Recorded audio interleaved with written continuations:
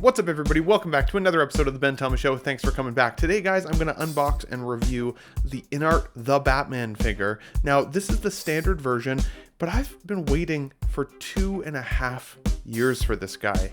So the question I'm going to ask myself today, once I get through the unboxing experience and really take a good look at this figure, is, was it worth the wait? Maybe I can shed some light on that for you guys if you're still waiting, or add some excitement. So stick around. If you like the video, hit the like button, smash the subscribe if you're new to the Ben Thomas Show, and let's get into it. I give you Ben Thomas Showtime. Here we go.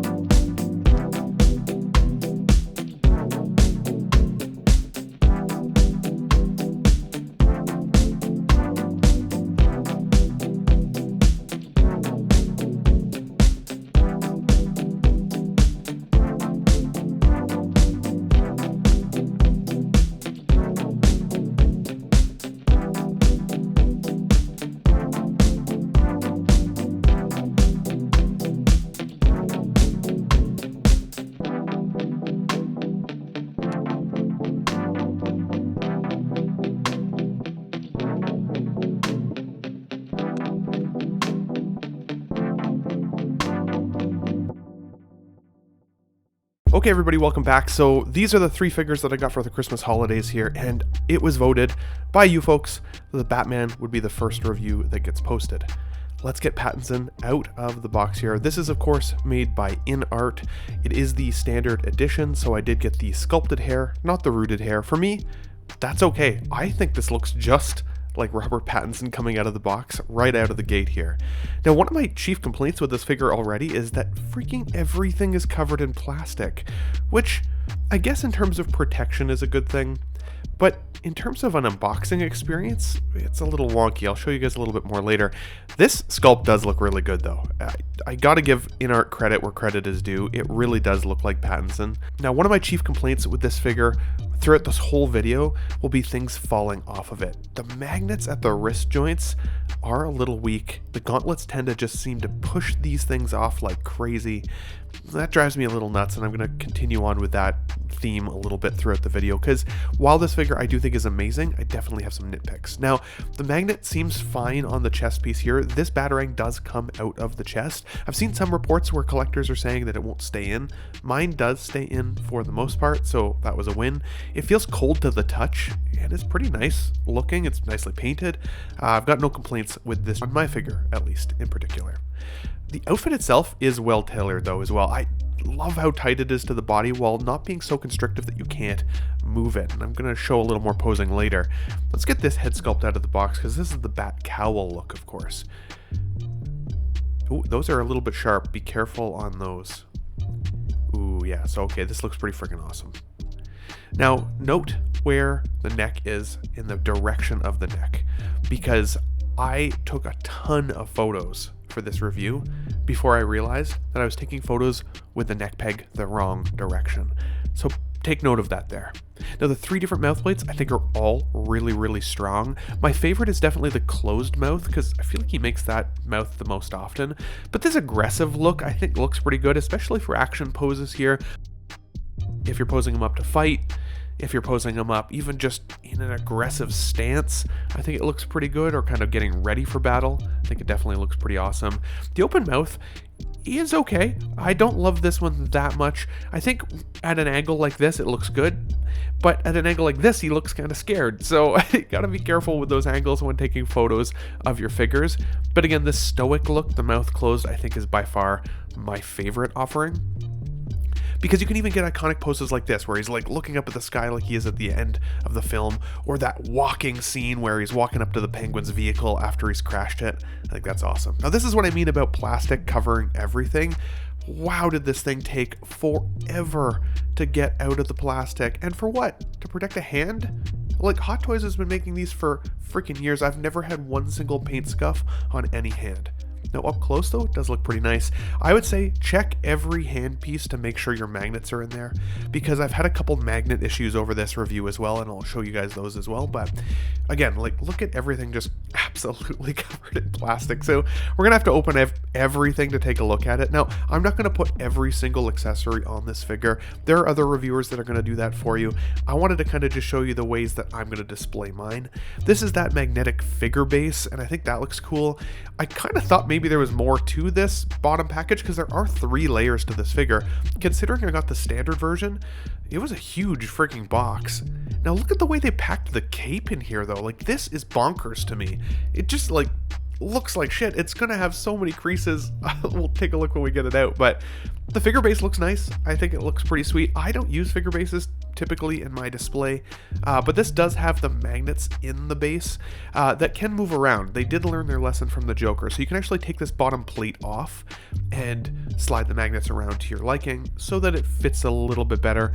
I'll show you guys on mine here in a few minutes kind of where mine lined up, because it didn't line up very well straight out of the box anyways. Now I also know that InArt's been criticized for having weak magnets, but I also think that's based on kind of where the position is in the base. You can see here that the magnet base isn't really even sticking to my figure at all. It just kind of pops off.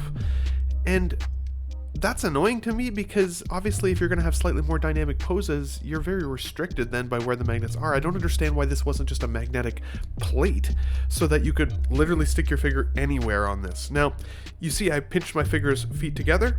Suddenly, magnetizes no problem, but it's an unnatural stance, so I'm never going to have them pose that way. You're going to have to take that bottom piece off and reposition the magnets. Having said that, otherwise, I do like the fact that there's no crotch grabber, waist grabber, dynamic pull. I always hate those on displays, for my own display at least. This belt is the biggest pain point, I think, of the figure. I like constructing my figure up to a certain extent. It's kind of fun putting things on. I had a great time with Doc Brown back in the day from Hot Toys, putting all his gadgets in his tool belt and everything.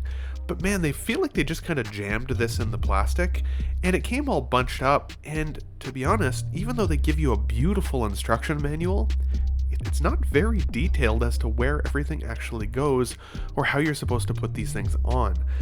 When the figure comes out of the box, this is what he looks like. He's kind of half naked, right? And it gives you a good chance to look at the figure and see how good it looks. But don't make the same mistake that I did. Once I got the belt on, again, the instructions are not very clear. I thought this was actually the wrong direction. I thought this was a QC issue at first, so I had unclipped it just to find out that I actually was doing it the wrong way by unclipping it, and that it was the right direction. Same with this front piece. I had unclipped the back. I'd actually taken the straps out to get the belt on. Not required. But with that extra slack, you can tuck it down the back side there.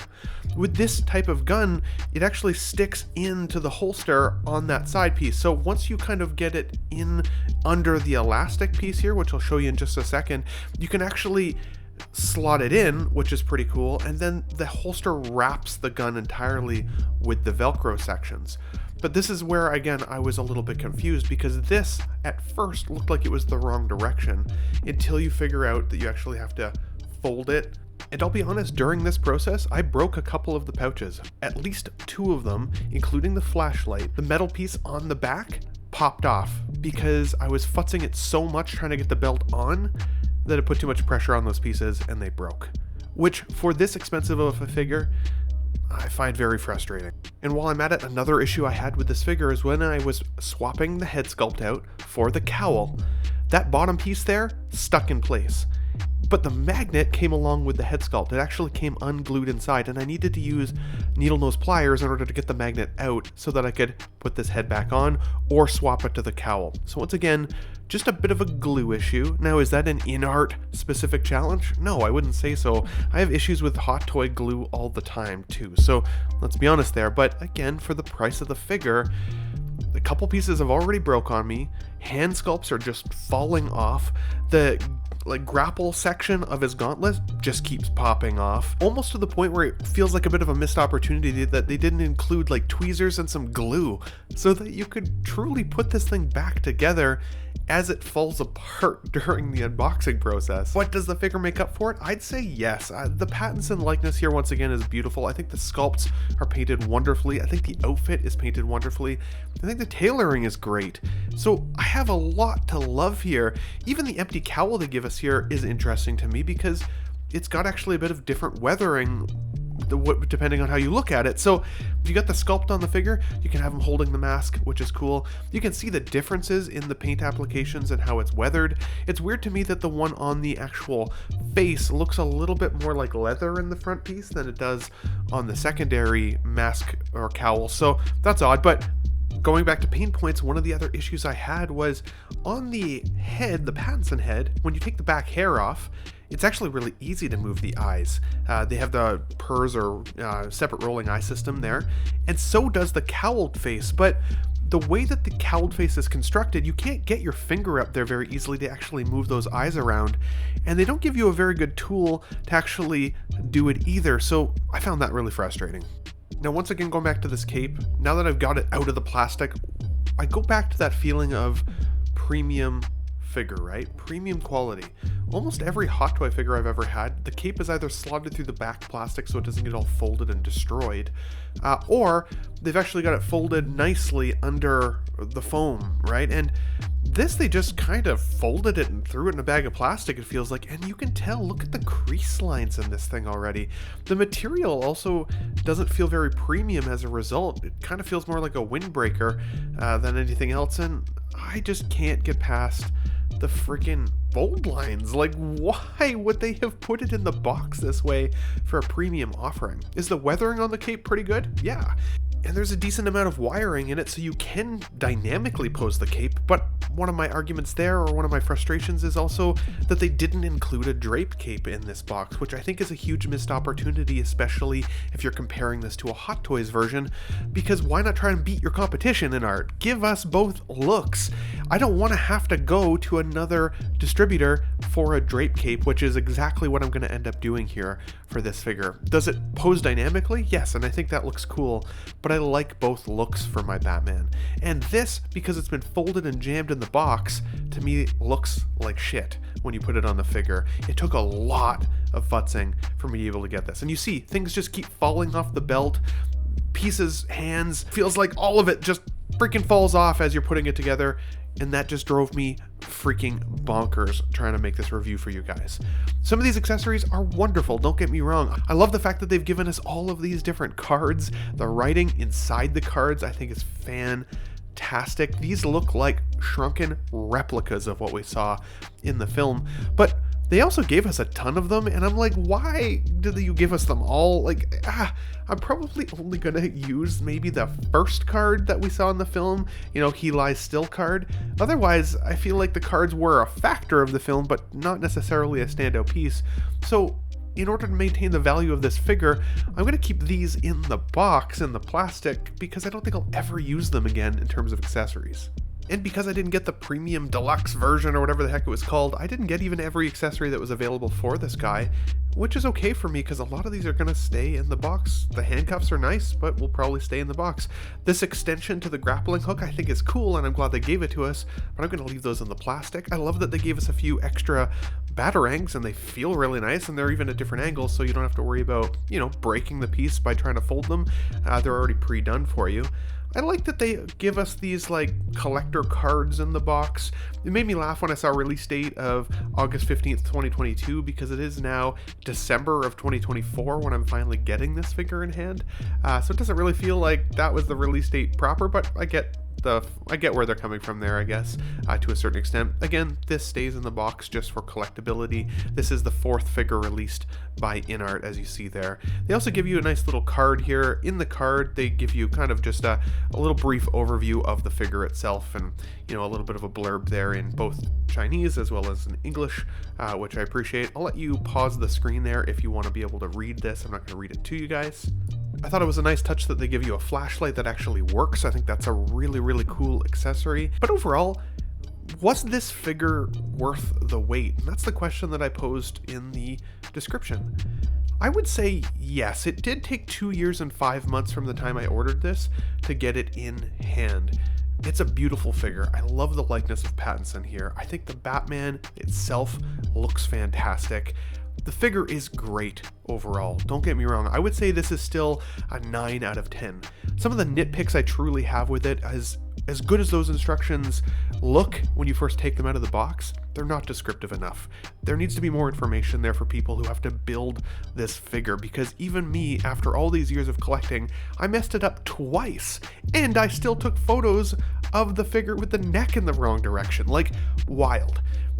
Also, the QC stuff. The magnets kept coming unglued. A couple pieces just easily broke off without any pressure at all, which is really, really disappointing. There's a couple pieces there that I really disliked about this unboxing experience. Overall, am I happy that I waited for this over Hot Toys? Not even necessarily. I think the Hot Toys offering is fantastic. And I don't necessarily feel like the difference between the quality is that vastly superior that you need to have both offerings. I think if you went with Hot Toys, stick with it. I think if you are waiting for an InArt, stick with it. I think it's worth it. Are there things that I wish they'd done differently? Like giving us a drape cape instead of just a dynamically posed wired cape? 100%. Are there aspects of the figure that I think could have been improved on? Not really. Overall, I think otherwise it's beautiful. I think they did exactly what they intended to do. I feel like this is a mission accomplished for InArt. I think this figure specifically put a bad taste in collectors' mouths though, because it took so long for it to get to people. So let's see how InArt does in the future. I've got the Paul Atreides on order from them still. I'm really excited to see what that figure looks like in hand. And I'm hoping that they've learned their lesson on some of their QC challenges, some of their magnet issues, some of their glue problems, because otherwise, I think this is a freaking awesome release. So guys, that's my review for the day. Hope it gave you guys some insight as to what you can look forward to with regards to this figure and maybe some of the pain points. Definitely have a little glue on the side. Definitely have some pliers and some tweezers just in case you need it. And really, honestly, use the video. Don't make my mistakes. Don't change things around in terms of the belt. Do it slow, do it gentle, and enjoy the experience, guys. I hope you all had a festive holiday season, a Merry Christmas, and guys, we will catch you on the next unboxing and review video. Thanks for watching, everybody. Wow, what a great audience. Be sure to subscribe to my channel if you haven't already, because subscribing makes you feel good. Where shall I go? What shall I do? Frankly, my dear, I don't give a damn. It's gone. It's all gone.